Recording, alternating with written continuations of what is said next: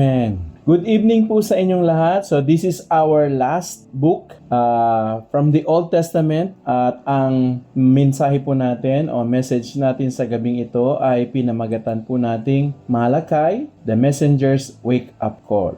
Alam niyo po ba yung pangalang Malakay, ang literal meaning niyan from Greek o from Hebrew word ay messenger. So si Malakay ay messenger. So this is actually the messenger's wake up call or Malakay's wake up call for the people of Israel. Now, pag-usapan muna natin yung historical backdrop para mas ma-appreciate natin yung yung pag-aaral na ito sa libro ng Malakay. Well, ang timeline nito, sinulat ito according to the Bible scholars, 450 to 430 BC. So, this was around the time when the Jewish exiles were already back to Jerusalem. Ginawa na yung wall, ginawa na yung temple. However, yung mga tao, nagkaroon sila actually ng isang problema. Naging na sila, very cynical, meaning parang wala na silang pakialam. Ang isang bagay actually na nangyari, kaya sila napatapon sa exile o kaya napakalat sila napunta ng Babylon dahil nga sa kanilang naalala nyo, very idolatrous yung mga tao, mga Israelites, and because of their idolatry, paulit-ulit. Ang ginawa ng Panginoon, sige, ayaw nyo makinig, I will destroy your land, and eventually I'm going to exile you to a farthest land, and that was actually Babylon. So maraming tao ang na-exile doon. Ang mga naiwan lang sa Israel ay yung mga mahihina, mga babae, mga matatanda, at yung mga mahuhusay, mga royal blood, yung mga magagaling, sila, dinala sa Babylon. Nakuha nyo? Very ironic kasi, yung mga Israelita, they have the real God. No? Ang totoong Diyos meron sila. Kaya lang, may totoo silang Diyos nung nandun sila sa kanilang bayan, sa Israel, they were worshiping false god and idol. And so, ang ginawa ng Panginoong Diyos, pinatapon sila doon sa Babylon. At doon sa Babylon, punong-puno ng mga Diyos-Diyosan. Napakaraming mga Diyos-Diyosan doon. But you see, during the time when they were exiled, a new generation of Israelites, or Jews, the new generation of Jews, started to learn to remember their God. Nakuha nyo? Katulad yan ni Daniel, ni Shadrach, Meshach, Abednego. And they have learned actually to stand for God and against idolatrous nation like Babylon. Nakuha nyo? So that was the backdrop. Ngayon, pagbalik nila sa Jerusalem, they have already learned their lessons. Ayaw na nila ng mga Diyos-Diyosan. Ayaw na nila ng mga idols. At the temple was already built during this time. Kaya lang, yung mga tao during the time, they were so consumed of themselves. Yung sarili nila ang iniisip nila. And so therefore, nagkaroon sila ng spiritual apathy. Anong ibig sabihin ng apathy? Hindi yung apathy ng ng Korean pop girl, hindi po. Pag sinabing apathy, yung parang wala na silang pakialam. Spiritually, dahil sa sobrang nakafocus sila, nakatuon sa sariling mga pangarap, kagustuhan. So, they had a spiritual apathy. Yung initial excitement nila na makabalik from Babylon to Jerusalem, to Israel, eventually it died down. Nakuha nyo? So, eventually, God has sent people like Haggai, Zechariah, and eventually Malakay to somewhat like wake them up from spiritual apathy. Nakuha nyo? And during this time, they were also politically oppressed, economically struggling. And so, basically, medyo disappointed sila sa nangyayari sa kanilang buhay. And maybe, those are the contributing factors. Kaya sabi nila, parang wala namang nangyayari sa atin dito, ganyan. And so, therefore, medyo malamig na lang muna yung natin, parang gano'n na nangyari. So ang resulta, nung nangyari yun, hindi na nga sila sumasamba sa mga Diyos-Diyosan, kaya lang, they were just going through the motion of cynical heart. Pag sinabing cynical heart, alam nyo kung ano yun? Yung puso na mapangutya. Parang sinasabi na, nandito nga tayo, pero ganito naman ang nangyari sa atin. Mahirap tayo, ganyan. Mapangutya na yung mga pananalita nila. In fact, sa book ng Malakay, maraming issues, at least 6, na ina-address si God sa kanila dahil yung kanila mga salita nga ay mapangutya. Nakuha nyo? At by the way, ang Book of Malakay, napakadaling basahin. Isang upuan matatapos nyo agad kasi 4 chapters lang ito. Nakuha nyo? Now, puntahan natin yung structure niya. Yung pinaka-structure niya, madali lang intindihin kasi ang ginamit dito na structure ay disputation. Ano ibig sabihin ng disputation? Parang si God meron siyang dispute. Tinatanong niya, meron siyang something against these people. May sinasabi siya, bakit ganito kayo? Ganyan, may sinasabi ako. Tapos yung mga tao sasagot. Nakuha nyo? Sasagot sila, bakit pinapaliwanag nila yung kaya may tanong sila. Then eventually, God is going to reveal Himself or His will to the people. So, ang ginagawa, may mga tanong si God na sinasabi sa kanila. Tapos, is either nagbabato ng tanong uli ang mga tao o kaya kina-clarify nila ano bang ibig sabihin mo nito. Nangangatwiran pang iba. So, ganun ang ganun ang structure ng libro. So, merong 6 na disputation dito o pagtatanong ni God, tapos sasagot yung mga tao, tapos sasabihin ni God yung kanyang pinakapunto bakit niya sinasabi yan. Okay? So, basically, the book is structured around 6 na arguments between God and His people. Para nag-uusap, may binibigay na tanong si God, tapos sasagutin ng mga tao, then eventually clarify ni God. So, unahin natin yung first disputation. The first argument actually that God was raising to the people of Israel was about questioning the love that God actually has for these people. Nakuha nyo? Ngayon, sa passage, chapter 1, verse 2 to 5, ayan. Chapter 1, verse 2 to 5. If I'm going to read it to you, may passage yan sinabi sa verse 2. Sabi ni God, I have loved you, says the Lord. Yet you say, in what ways you have loved us? Anong sinasabi dito? Sinabi ni God sa mga Israelita na mahal ko kayo. Pero sumasagot yung mga Israelita. Sabi, paano mo kami minahal? Anong ginawa mo sa amin? Di ba? Paano ipinakita sa amin ng pamamahal? Yun ang kanilang dispute. Nakuha nyo? Now, sumagot si God. Sabi niya, was not Esau Jacob's brother? Hindi ba si Esau ay kapatid ni Jacob? Says the Lord. Sabi niya, yet Jacob I have loved, but Esau I have hated.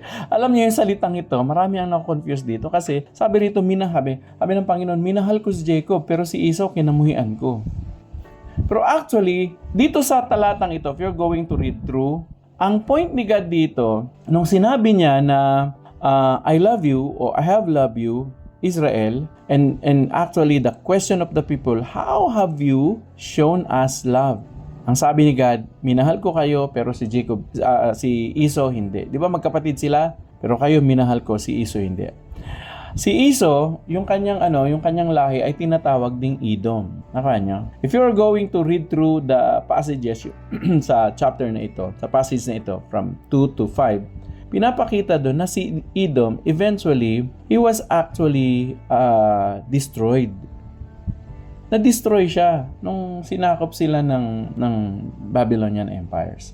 So parang sinasabi ni God sa kanila, look, preserve ko kayo, iningatan ko kayo. Kahit pa napatapon kayo sa Babylon, iningatan ko kayo at ibinalik ko kayo dito. Pero si Edom, wala na. He was actually in full ruin. And so because of that, God was actually showing the people of Israel how much, sabi niya, I love you. And the very, ang tawag nito, patunay. Nakuha niyo, yung patunay ni God, sabi niya, iningatan ko kayo, I have preserved you. See, even though you have gone through a lot of challenges, a lot of problems, a lot of kung iba-ibang mga tao na kung saan ay sumakop sa kanila. Sabi niya, still you are standing, you were preserved.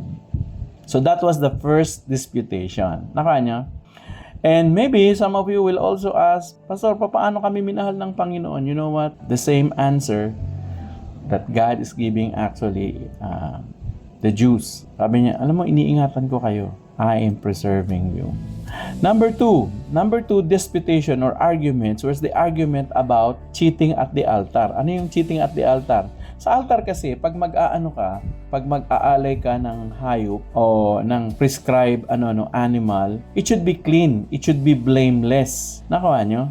Kaya lang, may napansin si God. Yung mga tao nag-cheat, dinadaya nila. Bakit? Sabi niya kasi nagdadala kayo ng mga may sakit. Kung sino yung may sakit, kung sino yung patpatin, kung sino yung parang wala nang pakinabang sa inyo, yun ang dinadala sa altar para i-offer. So sabi ni God, ang accusation ni God, you are despising my name. Sabi niya, hindi nyo ginagalang ang aking pangalan. Bakit? Kasi you come to offer blind and lame animals. Ang ino-offer nila yung mga tira-tira. Ang gaganda, marami silang maalagang hayop, pero pinipili nila yung bulag, yung pilay, parang yung wala nang kwenta, wala nang pakinabang. Wala nang pakinabang yan. Dalhin na lang yan sa altar, ialay doon.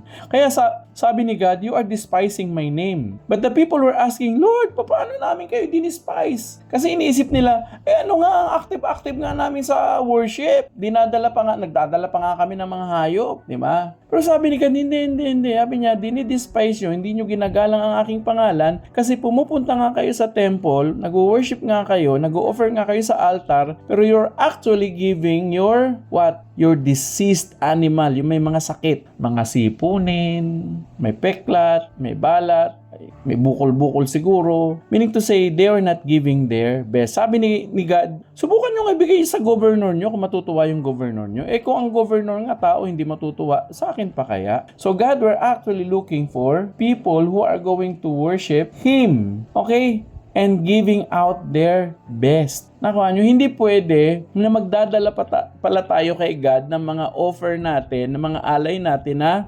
tira-tira. O kaya wala na, hindi na yung best. Pag hindi best, hindi yan karapat-dapat kay God. Yun ang sinasabi ni God. Sabi niya, nilalapastangan yung pangalan ko. Pag ang dinadala nyo sa simbahan o sa altar o sa temple ay yung parang hindi nyo na kailangan. Parang kung paano hindi na kailangan, yun ang dinadala.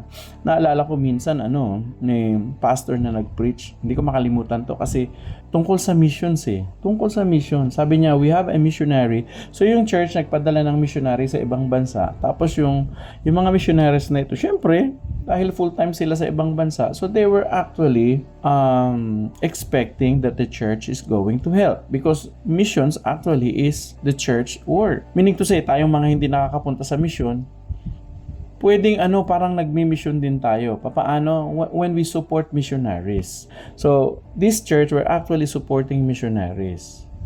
One time, sabi nung pastor, yung missionary natin sa abroad, kailangan nila ng mga, syempre, basic needs, kahit po, pwede nyong ipadala. So, the pastor was actually expecting to give whatever they could, but syempre naman yung maayos. Alam nyo, nakakalungkot. May nagpadala ng mga tea bags. Alam niyo yung tea bags, di ba? Sino nagtsatsaa dyan?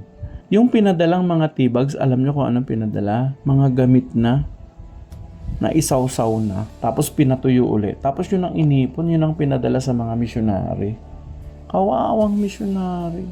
Alam niyo, parang ganun yung picture dito na sinasabi ni God. Sabi niya, nilalapastangan niyo ang pangalan ko kasi yung dinadala niyo, ino-offer niyo is the leftover, the deceased animals, the animals that are defected. Pag tayo pala ay nagbibigay ng isang bagay na defected na sa Panginoon, hindi pala siya natutuwa. Naka niyo? So yan, pangalawang disputation. Pangatlo, the disputation or the arguments about broken covenants. Chapter 2, verse 10 to 16. At this time, ang mga tao, nagtatanong sila. Sabi, bakit Lord? Yung mga offerings namin, hindi nyo na tinatanggap. Why are you no longer accepting our offerings? You know what? The reason why God's accusation was actually, alam nyo kung bakit hindi na ako natutuwa sa mga offerings nyo at ayoko nang tanggapin yan? Sabi ni God kasi hindi na kayo faithful. Actually, you have not been faithful to your spouses. Especially, ang kausap ni God rito, mga lalaki. Sabi to your wives, sabi, you have been actually unfaithful. You have been unfaithful to the other half of your life, which is your wives. Sabi niya, hindi lang kayo naging unfaithful, ang ginawa pa ninyo, dinivorce ninyo. Nung bata pa, pinakikisamahan nyo, pero nung tumanda na, dinivorce nyo na, pinalayas nyo na sa bahay nyo. Ay sabi ni God, paano ko tatanggapin yung mga offerings nyo? Hindi kayo naging tapat sa inyong asawa. Nung bata pa, malakas pa, maganda pa, nasa inyo. Pero siyempre tumatanda naman ang tao, di ba? Dati, parang Miss Universe. Pagkalipas ng mga ilang taon, hindi na Miss Universe yan, di ba? Pero ang mga taong to, itong mga lalaking to, they started to divorce actually their wives. Sabi ni God, for the first time, you are going to read it actually here in chapter 2 verse 10 to 16. Sabi ni God, I hate divorce. I hate divorce. Actually, God wants His people to honor the covenant, the marriage covenant. Kasi sa simula pa naman, ang plano talaga ng Diyos sa marriage covenant is to stay forever. Hanggang habang buhay. Kamatayan lang ang makapaghihiwalay, di ba? So, permanent yung covenant relationship. But these people, they were using the law of Moses. Sabi niya, pwede nating i-divorce. So, hindi natutuwa ang Panginoon. Ang tanong ito, bakit hindi natutuwa si God sa mga divorce, sa paghihiwalay, sa separation? Alam niyo kung bakit? The same verse you will read because sabi niya, because I am looking for a godly offspring. Sa Tagalog, naghahanap siya ng mga anak na magiging makadiyos. Ano ang connection nung separation, nung divorce sa godly offspring? Alam niyo ba sa study na kapag ang mag-asawa naghiwalay, ang unang-unang casualty, mga bata. At yung mga lalaki dapat, eventually mamaya ipapakita kong verse sa inyo, yung mga lalaki dapat nagiging mabuting tatay, nagiging mabuting ama. Kasi yung ama dapat, siya ang nagtuturo para yung mga anak ay lumapit sa Panginoon. Bakit? Kasi ama siya eh. Isipin nyo ha, kung yung ang ama ng tahanan nyo, iniwan kayo, inabuso kayo, pinabayaan kayo. Yung tatay, yung ama ng tahanan. Tapos eventually, ipapakilala sa inyo ng isang tao, si God. At sasabihin sa inyo, alam mo si God, siya ay ang ating ama. Ha? Ama? Ang unang-unang papasok sa imagination mo ng pagiging ama, kasi hindi naman natin nakikita si God eh. So, ang unang-unang papasok sa atin ng imagination natin ng pagiging ama, sino? Yung tatay natin, yung ama natin. And so therefore, pag sinabing ama, papasok na vocabulary sa atin, yung tatay, ha, ama? Ang ama ko iniwan kami. Ang ama ko inabuso kami. Ang ama ko pinabayaan kami. So, papaano ko ma-equate na ang Diyos ay ama? Samantalang yung ama ko, ang experience ko, hindi maganda. Taka nyo. Kaya sabi ni God, I hate divorce. And I'm looking for a godly offspring. Kasi ganito, kapag nagkahiwalay, yung tatay nawawala. And so therefore, hindi may papakilala o mahihirapan tayong ipakilala sa ating mga anak na ang Diyos natin ay mabuting ama. Kasi wala nang naging model. Nakuha nyo? Kahit sa The World Needs a Father, ako nagtuturo sa The World Needs a Father. Sa The World Needs a Father, makikita mo, ang dami-daming negative consequences kapag nawala yung ama. Lalo na pag naghiwalay. Halimbawa, nawala na yung ama, tapos yung nanay naman, na naiwan, nag-asawa pa ng iba. Tapos, yung napangasawa, ganun din ang ginawa. Minolesta yung mga bata, inabuso, tapos hindi rin naging mabuting supposedly pangalawang tatay. Hindi naman lahat ganun, pero parang marami tayong alam na kwentong ganun no? So, anong sinasabi ni God sa kanila? I'm not accepting your offerings. Why? Because you have been unfaithful. Hindi kayo naging tapat sa inyong mga asawa. Iniwan nyo siya, dinivorce nyo. Alam nyo, hindi pala natutuwa ang Panginoon sa sino man na nakikipaghiwalay sa asawa. Siguro sasabihin nyo, case to case, pastor, paano kung talagang inaabuso na? Well, siguro nga. Pero first and foremost, general principle ni God, He hates divorce. Kaya alam nyo, dapat turuan natin yung mga anak natin. Anak, kapag pipili ka talaga, siguraduhin mo na makakasama mo yung habang buhay. Bakit? Kasi nga ayaw ni God ng divorce. So that's happened, number 3. Number 4, disputation. Ito, cynical justice. Ano yung cynical justice? Mapangutya pagbibigay ng katarungan. So wala talagang katarungan. Ang sabi ni God sa kanila, you have wearied the Lord by saying, where is God of justice? Sabi niya, parang nauyam sa inyo ang Panginoon. Ang Panginoon ay parang napagod sa inyo. Saka sasabi niyo na, nasaan ang Diyos na nagbibigay ng katarungan? Sabi niya, parang ganito, dinala niyo ang Panginoon sa punto na kung saan ang Panginoon naiinis na sa inyo. Tapos ang mga tao nagtanong, paano naman namin ininis ang Diyos? Paano daw ininis? Sa pamamagitan daw ng hindi pagiging makatarungan. No justice at all. Chapter 2 verse 17 yan. Chapter 2 verse 17. Let me read ito yung sabi rito, "You have wearied the Lord with your words, yet you say, in what way we have wearied Him?" Sabi ni God, everyone who does evil is good. Everyone who does evil is good in the sight of the Lord, and He delights in them. Where is the God of justice? Tingnan nyo, yung mga tao, gumagawa sila ng kasalanan o ng masama. Tapos sinasabi pa ng mga tao, okay yan, mabuti yan. Kahit yung ginagawa nila ay hindi mabuti. Sinasabi pa na okay. May mga taong ganyan ngayon yung kung ano yung tama, minamali, tapos kung anong mali, yun pa ang pinupuri. In fact, may mga narinig pa nga tayo di ba? Sabi pa ng isang senador, bend the law. Bend the law, yung may mga nagtuturo na gano'n na kailangan mong baluktutin, pwede mong baluktutin. Sabi ng Panginoon sabi, hindi na ako natutuwa sa inyo, nauuyam ako sa inyo, naiinis ako sa inyo. Kasi ganito na ang naging pananaw nyo, binaliktad nyo na, nakuha nyo. And so therefore, sabi ni God, I am sending my messenger. Papadala ko yung messenger ko, and eventually you will see that in the last chapter kung sino yung messenger. Sabi niya, I'm going to send my messenger so that he is going to clear the way because I will send the Lord who is judge. At alam niyo kung sino yan? Jesus yun. Jesus. Kaya pagdating ni Jesus, mga religious people who were actually, they thought na yung kanilang mga practices ay okay. Sila yung unang mga kinorek ni Lord, no?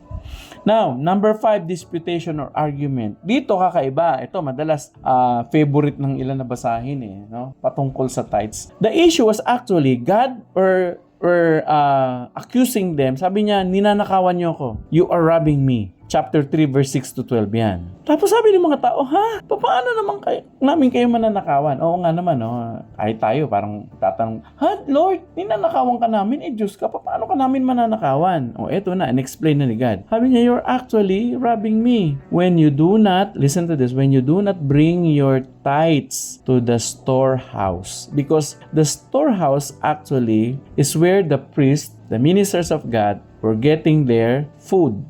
Na-empty na yung storehouse, wala na, zero budget na, wala nang pera. So, gusto nila magsilbi yung mga pare, yung mga ministers, yung mga, kumbaga, sa atin, yun ngayon yung mga leaders natin sa church, no?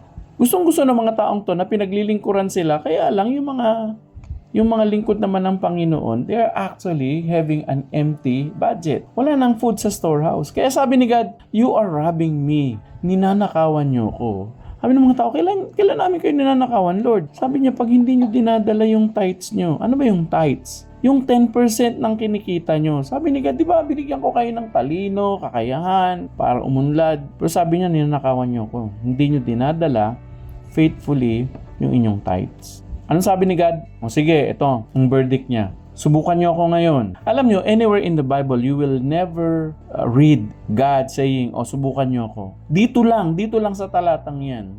Wala siyang sinabi kahit saang passage. Ito lang, ang sinabi niya, subukan niyo ako. Sabi niya, test me in this. How are we going to test God? Sabi niya, bring the whole tithe, the full tithe, complete, walang bawas, walang kulang. Sabi niya, dalhin niyo yan sa storehouse. And what is the promise of God? Sabi niya, see, when you bring that, I am going to open the heaven to pour out. In fact, pagkakasabi sa ibang version, I will open the floodgates of heaven to pour out blessing on you. Blessing. Ano ibig sabihin ng floodgates of heaven?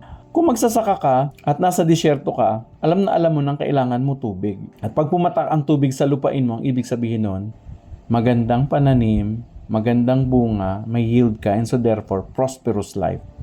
So God is so much willing to open the windows of heaven to pour out blessing. Siyempre, tayo naman ngayon, marami naman sa atin, hindi mga magsasaka na, di ba? So, ang application naman yan sa atin, when you give your tithes to the Lord, ang pinaka-application na sinasabi ni Lord, gawin mo, sige, subukan mo ako. Kasi, pag sinubukan mo ako, sabi ni God, I'm going to open the gates of heaven so that you will have a lot of opportunities. Opportunities to grow, to earn, to be prosperous. At alam nyo hanggang ngayon, ang pangakong ito ay totoo. Ewan ko nga ba, yung iba kasi dinidemonize ng iba. Yung sinasabi yung iba pag narinig yung gantong pagtuturo, ay nako, yung pastor lang kasi gusto nilang magkapera, magkaganyan. Kahit naman, di ba? Kahit naman hindi nyo gawin, yung mga lingkod naman ng Panginoon ay binibigyan niya. Pero yun lang talaga, nawawalan actually tayo. Nawawalan tayo kapag tayo yung nagho-hoard o pumipigil doon actually sa pinapagawa ng Panginoon. Pag-aralan yung mabuti ito. Siguro sasabihin ng ilan sa may mga narinig na kayo, no? Di ba pastor, wala na tayo sa sa law? Tama naman. Wala na tayo sa batas. Ito sasabihin, hindi ba batas ito? Pero kasi you have to understand, ang pagta-tithes, ginagawa na ng mga mananampalataya kahit wala pa yung law. Wala pa si Moises. Si Abraham, nagta-tithes na. Si Jacob, nag-tithes na. Nakuha nyo? Meaning to say, yung principle of tithing is beyond law. Meaning to say, noon pa talaga. Ganun na yung prinsipyo. Ngayon sa New Testament, ang tawag natin dito is generous giving. Bakit generous giving? Kasi ang totoong Kristiyano, we give more than tithes. Totoo. Napansin ko yun, pag totoong Kristiyano. Kaya alam nyo, yung mga anak natin, dapat turuan natin, huwag maging kuripot. I-consider talaga ang pagsuporta sa mga ministries, katulad ng WOTG. Katulad nito sa WOTG, no? Nakikinabang tayo, di ba? Nakikinabang kayo sa mga discipleship, sa pakikinig kay Brother Mike sa sermons niya, dito sa mga trainings, nakikinabang. Let me ask you this. Hindi ko na ulit tatanong sa inyo to, ha. Are you supporting WOTG? Are you supporting WOTG? Baka may empty yung storehouses natin. You also send your support. How about sa church nyo? May missionaries ba kayo? Support them. Ito pag may nakikita kayo mga masisipag sa gawain na talagang nagbe-benefit kayo, you pray to the Lord, Lord, bless me so I can support that person. Alam nyo kung bakit? Kasi may blessing doon. Binibless natin yung worker ni God. At the same time, ino-open natin para sinasabi natin kay God, God, sinabi mo to. Ano yung sinabi mo, Lord? I-open mong floodgates. Of course, we do not give for that intention alone, no? Hindi tayo nagsasabi na, kaya ako magbibigay para payamanin ako ni God. Hindi ganon. Kundi, nagbibigay ako, Lord, kasi mahal kita. Ito yung sinabi mo and I want to obey you. Now, when God opens His floodgates of heaven, that's bonus. Okay, number 6, ito na yung huling disputation. Yung disputation, God was actually telling them, you are being arrogant. Sabi niya, you are saying harsh things against me. May mga sinasabi ko kayo na hindi tama. Sabi ng mga tao, Lord, anong sinabi namin na against sa inyo? Ano yung mga sinasabi namin na masasama laban sa inyo? Ito sabi ni God sa kanila. Alam niyo kung ano yung masasama pinagsasabi niyo? Sinasabi niyo ganito, useless ang mag-serve sa akin. May mga tao sa kanila nagsasabi na, walang kwenta kahit maglingkod ka. Kahit mag-serve ka kay God, walang kwenta. Yun ang sinasabi niya. Sabi ni God, you are saying things against me. Pag sinabi mo na ang paglilingkod, pagmi-minister, pagsiserve, pagdi-disciple, ay walang kwentang yan. Sabi ni God, you are actually saying things that are against me. Bakit? Kasi inordain ni God yung mga yan yung mga pinagagawa niya, especially when the people are actually called to serve in the temple, to serve one another, right? So, God was saying, you are claiming actually that it is useless to serve God. Bakit? Kasi sabi, umuunlad naman kasi Lord yung mga yung mga masasama. Tingnan nyo sila, yung mga masasama, hindi nagsiserve, umuunlad. Pero bakit kami parang nagsiserve naman kami. Pero bakit kung sino yung nagsiserve pa, siya pa yung hindi maunlad? Sabi ni God sa kanila, no. Mag-wait kayo, maghintay kayo. Nakuha nyo? Chapter 3, verse 13 yan. Let me read to you some passage. In chapter 3, verse 13, sabi, your words have been harsh against me, says the Lord. Yet you say, what have you spoken? Anong sinasabi daw nila? It is useless to serve God. Sabi niya, what profit is that we have kept His ordinance? Sabi niya, ano mapapakinabang namin kung susundin namin yung mga sinasabi niya, yung payo niya? So, itong sabi ni God, before the Lord of hosts. So, now we call the proud blessed. So, the people are calling actually the proud blessed. And for those who are doing wicked. Sabi ni God, that is something that He takes personally. Hindi masaya si God. Nasabihin natin na dahil ang mga masasama ay umuuna. O nga, no, parang titingnan natin yun. Lord, bakit ganun? Kung sino yung mga masasama, magnanakaw, sila yung may mali-maleta, tapos kami naglilingkod sa inyo. Bakit ganun? Nakuha nyo? If you're going to base yung blessing doon sa pera, magkakamali tayo. Kasi God's blessing is beyond money. Nakuha nyo? Beyond money. And I tell you, marami ngayon may mga mali-malitang pera, hindi panatag ang kanilang kalooban. Eventually, nagkakasakit na, pati yung buong pamilya nila. And you will see eventually, even their families are going to reap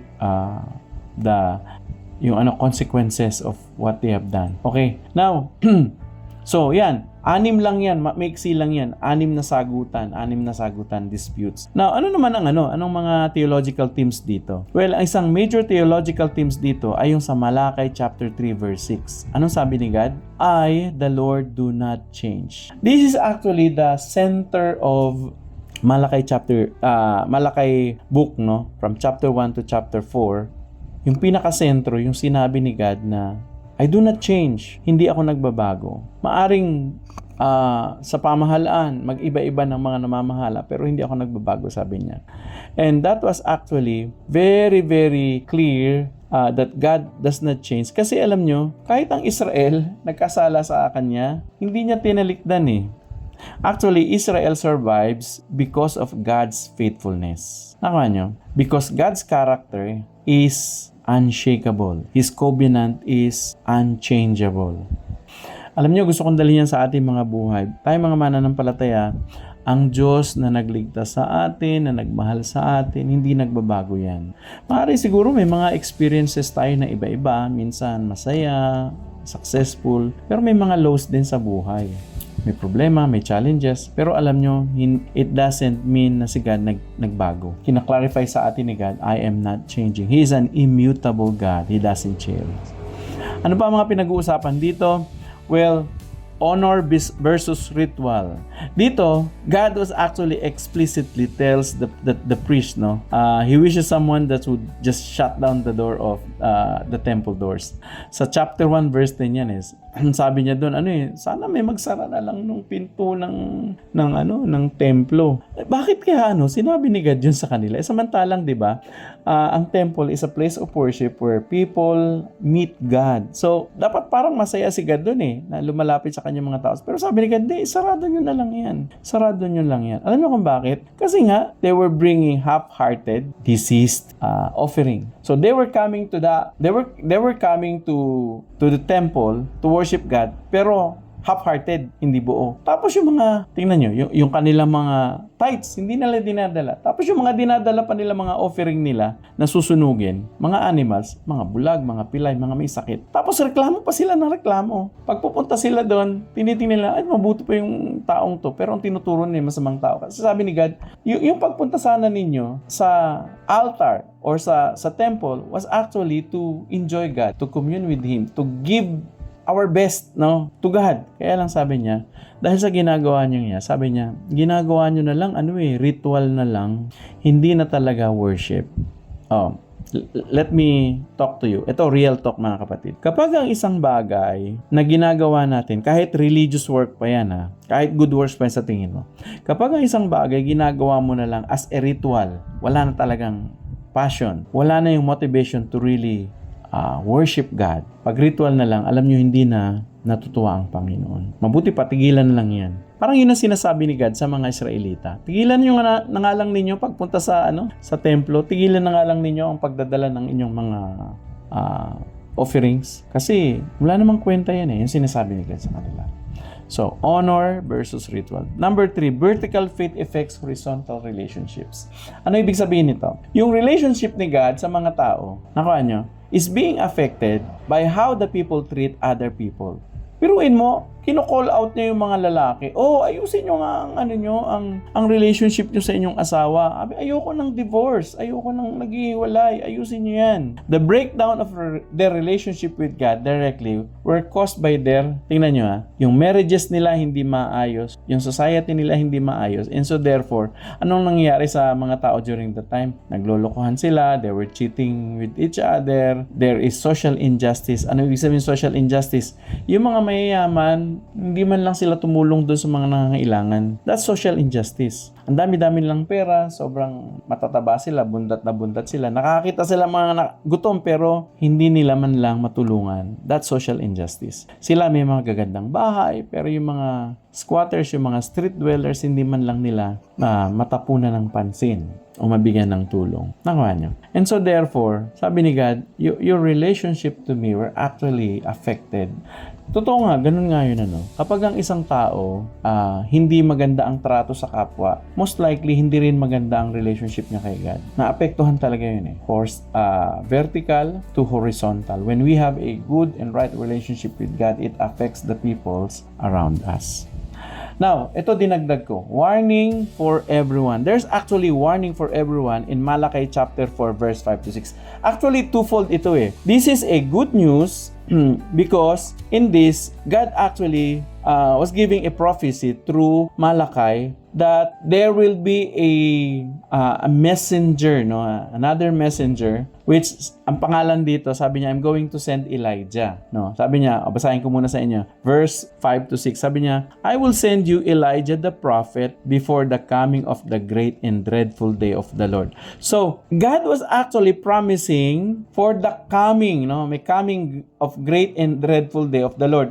This is actually a day where the Messiah will come. So, parang sinasabi ni God, okay, ang pangako ko sa inyo, padadala ko yung Messiah, yung tagapagligtas. That's the great and dreadful day of the Lord. Pero sabi niya, bago yun, ano ang sign? Sabi niya, padadala ko muna si Elijah. Itong Elijah daw na ito, anong gagawin niya? Verse 6, tingnan nyo He will turn the hearts of the fathers to their children, and the hearts of the children to their fathers, lest I come and strike the earth with a curse. So, basically, itong Elijah to, meron siyang dalawang trabaho actually. He will prepare the way of the Lord, and number 2, he's going to preach that fathers will have a good relationship to their children, and children will also come back to their fathers. Meaning to say, magkakaroon ng maayos at magandang relasyon.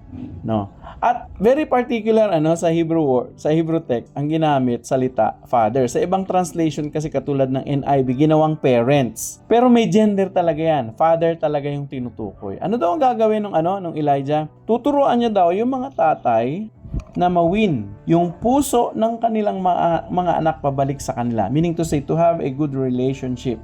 That these children will look at their father as a good father. Tapos yung mga anak naman daw, ibibigay nila yung kanilang puso sa kanilang tatay. So, father to the children and children to their fathers. Nakuha nyo? Ano daw ang mangyayari pag hindi daw nangyari? Ano ang magiging consequence kapag hindi nangyari na ang puso ng tatay ay naidala niya sa anak niya at ang anak niya naman, ang puso ay naibalik sa kanya? Meaning to say, a good relationship between father and children. Ano daw ang mangyayari? This is the warning now. Ginawa ko pong pula. Sabi dyan, lest I come and strike the earth with a curse. Kapag hindi daw nangyari na ang mga tatay ay nawin nila yung kanilang mga anak sa kanilang puso at yung mga bata naman yung puso nila ay binigay nila sa tatay. Kapag hindi daw nangyari yun, anong magiging consequence? Sabi ni God, bababa ako. Tapos, hahatawin ko kayo o I will strike the earth. Hahatawin ko ang lupa. Hahampasin ko ang lupa ng isang sumpa. I will strike the earth with a curse. Alam nyo, mga ilang taon na rin akong naging advocate ng the world needs a father. Even up to now, nakita ko yan. Kapag ang tatay, hindi maganda ang relasyon sa kanilang mga anak, at yung mga anak, hindi nagbibigay respeto, hindi maganda ang relasyon sa kanilang tatay, makikita mo nga yung buhay nila. Yung buhay ng pamilya, yung buhay ng tatay, tsaka yung buhay ng mga anak, parang mga isinumpa.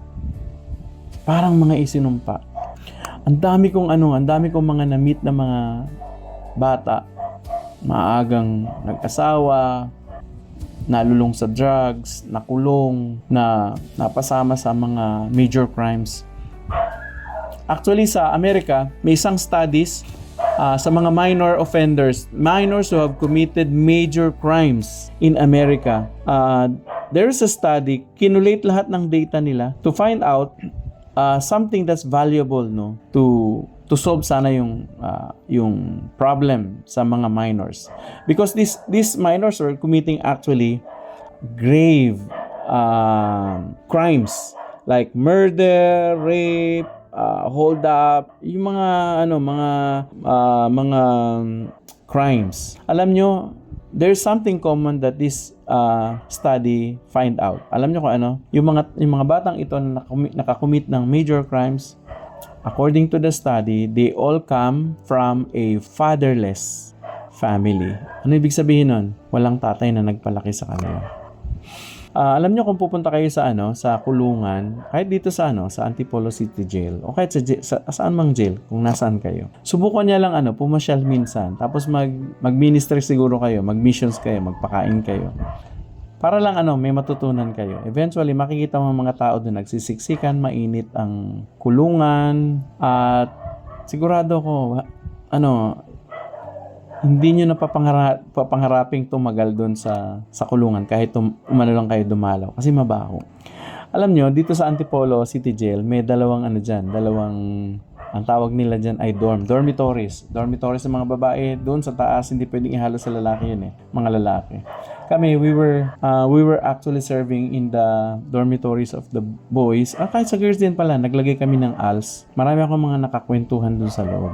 Alam niyo, kung tatanungin niyo yung mga nakakulong doon, lalo sa boys dorm, kung kanino sila galit, sa tatay ba nila o sa nanay nila. Alam niyo, majority, siguro 90% o mas mataas pa, yung mga nakakulong doon galit sa kanilang tatay. Alam niyo kung bakit? Sabi nila, kasi pinabayaan kami ng tatay namin, hindi kami inalagaan, iniwan kami, hindi kami inaruga. Nakuha niyo? Kaya yung mga buhay nila, parang sumpa. Parang sinumpa talaga. Parang sinumpa. Simply because hindi nawin ng tatay yung anak nila para sa Panginoon. Ngayon, I would like to speak with the men here. Yung mga lalaki dito. Kayo bilang tatay, may napakalaking responsibility kayo sa inyong mga anak. Be a good dad. Kasi yung ginagawa natin ngayon sa ating mga anak will determine kung ang buhay nila magiging blessed or cursed. Ano bang gusto nyo sa anak nyo? Pagpalain ng Panginoon o sumpain? Kung gusto nating pagpalain sila, tayo, manggagaling sa atin yung blessing. Be a good dad. Lead our children to the Lord. Yung mga babae naman dito, suportahan nyo yung asawa nyo na magkaroon ng magandang relationship sa mga anak nila. Madala sa Panginoon. O yung mga walang asawa dito, pero may anak, pwede siguro yung anak nyo, pag dinala nyo sa church, ipakilala nyo sa mga pwedeng mag-mentor sa kanila eventually. Yung meron silang titingnan na father, kahit wala silang physical, no, father dito. I mean, yung father talaga nila, kasi maaring namatay na o talaga iniwan kayo. Ganyan. Magandang meron pa rin silang father figure or model na makikita. Para nang sa ganun, pag pinakilala natin ang ating Father in Heaven, may i-imagine sila na ito is a good father. And so therefore, God is a good father. So yun lamang po, dyan natatapos actually yung ating pong pag-aaral sa Book of Malachi. Okay. Ngayon po ito ang ating mga group discussion and application.